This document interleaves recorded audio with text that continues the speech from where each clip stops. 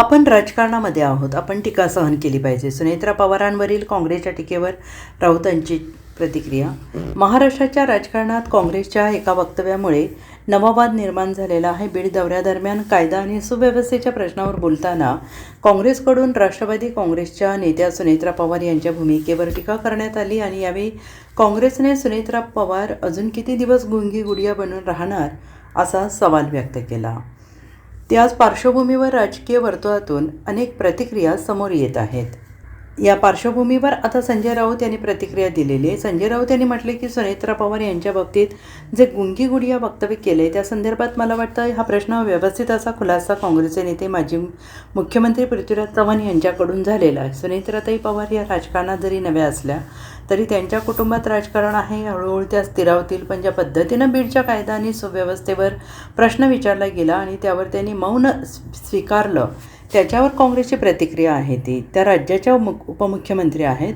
उपमुख्यमंत्री या राज्याच्या घडामोडींवर त्यांचे लक्ष आहे. बीड जिल्ह्यामध्ये नेते त्यांच्या बाजूला बसले होते. हा प्रश्न त्यांच्या संदर्भातलाच होता. हे जर आपण स्वीकारलं तर राज्याच्या उपमुख्यमंत्री म्हणून त्यांनी त्याच्यावर भाष्य करणं अधिक योग्य ठरलं असतं. पण धनंजय मुंडे यांनी त्यांच्यासमोर माईकचा ताबा घेतला असे मी ऐकलं आणि पत्रकार परिषद गुंडाळून त्या निघून गेल्या. आपण राजकारणामध्ये आहोत. आपण टीका सहन करायला हवी. त्याच्यावर भविष्यामध्ये या चुका होणार नाही त्याची काळजी घेतली पाहिजे. इंदिरा गांधी यांना गुंगी गुडिया ही उपाधी दिली होती. पण इंदिराजींनी ते सिद्ध करून दाखवलं की मी गुंगी गुडिया नाही. भविष्यामध्ये सरकारमध्ये असले काही गुंगे गुड्डे आहे जे अडचणीच्या प्रश्नावर उत्तर द्यायला टाळतात. याच्यामध्ये स्त्री आणि पुरुष भेद करणे योग्य नाही. यातून आता सुनेत्रा वहिनींना अनुभव घेतला पाहिजे. गुंगी गुडिया शब्द असंवैधानिक नाही. यासोबतच ते पुढे म्हणाले की शब्द जपून वापरायला पाहिजे. या गोष्टी खऱ्या आहेत. इंदिरा गांधी यांनी हे सहन केलं. इंदिरा गांधींनी आपल्या कर्तृत्वाने गोष्टी सिद्ध केल्या. मी स्वतंत्र निर्णय घेणारी, या देशाच्या राजकारणावर प्रभाव टाकणारी स्त्री आहे.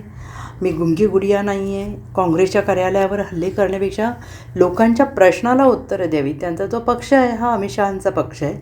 मी शहा जसे लपून बसलेले आहेत, अमित शहांना आम्ही प्रश्न विचारतो आहे. जंतर मंतरवर लाठीमार कोणी केला ते मौन बाळगून आहेत. मग त्यांना गुंगा गुड्डा म्हणावं लागेल. मोदी गुंगा गुड्डा असंही संजय राऊत यांनी म्हटलेलं आहे. नाही बघा की सुनेत्रा पवार यांच्या बाबतीत जे गुंगी गुडिया हे वक्तव्य केलेलं आहे त्या संदर्भात काल मला वाटतं अत्यंत व्यवस्थित असं खुलासा काँग्रेसचे नेते माजी मुख्यमंत्री पृथ्वीराज चव्हाण यांच्याकडून झालेला आहे. सुनेत्राताई पवार या राजकारणात जरी नव्या असल्या तरी त्यांच्या कुटुंबात, त्यांच्या घरात, मग माहेर असेल, सासर असेल, राजकारण आहे.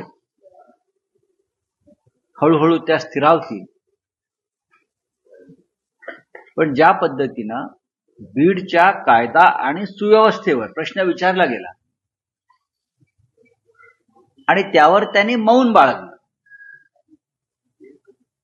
त्याच्यावरती काँग्रेसची प्रतिक्रिया आहे. त्या राज्याच्या उपमुख्यमंत्री आहेत.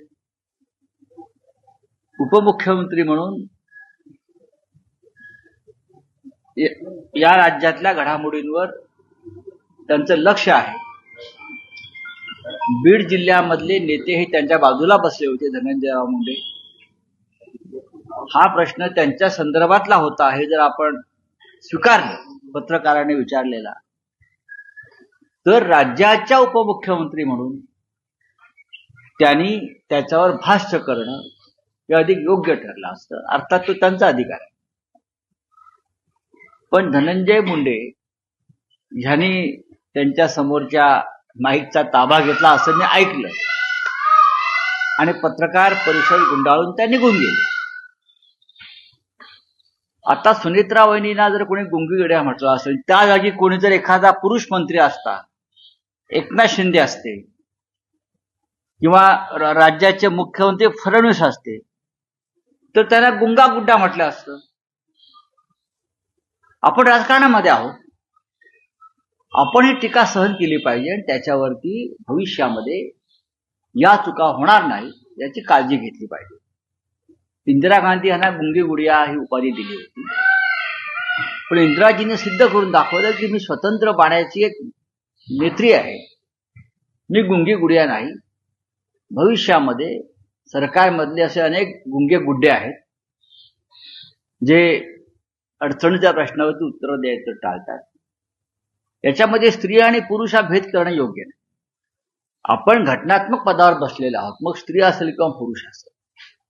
हा काय एखाद्या स्त्रीचा अपमान आहे किंवा पुरुषाचा अपमान आहे असं मला वाटत नाही. आपण अत्यंत संयमाने याच्यावरती भाष्य करणं राज्याच्या उपमुख्यमंत्री म्हणून हे अत्यंत गरजेचं असतं. पण यातून नेत्रा वहिनी नक्कीच अनुभव घेतील आणि शिकतील. बाकी bureau report SBN Marathi, Mumbai.